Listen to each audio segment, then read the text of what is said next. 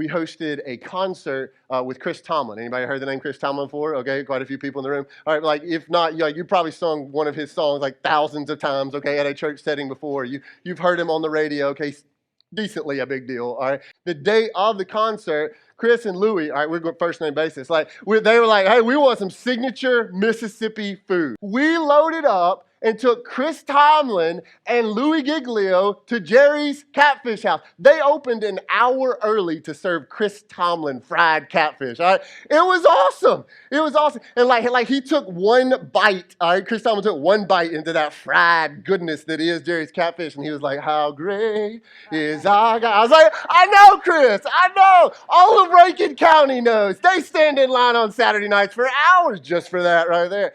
Some of you are like, you are lying. Okay, I got a picture. Look at that. That's Chris Tomlin of Jerry's Catfish house eating fried catfish.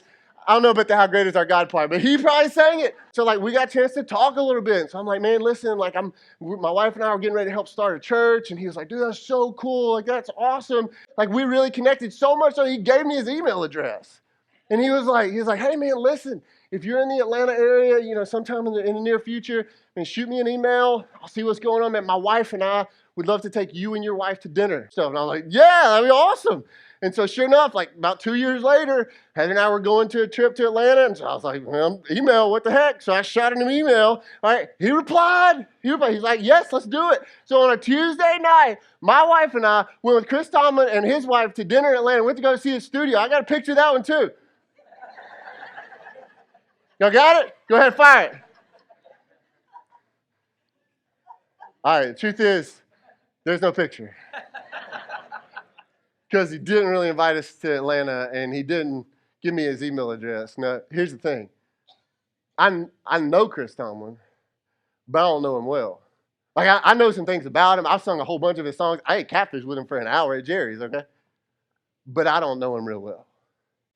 And for some of you, man, you've experienced God, okay? You know God, so you say. You've prayed some prayers, all right? You've heard a bunch of stories. You've done the church thing for a long time. But you don't really know God intimately. You don't really know him well. And today, we have to realize that while there are many people who have been informed about Jesus, there are yet still many who've never been transformed by him.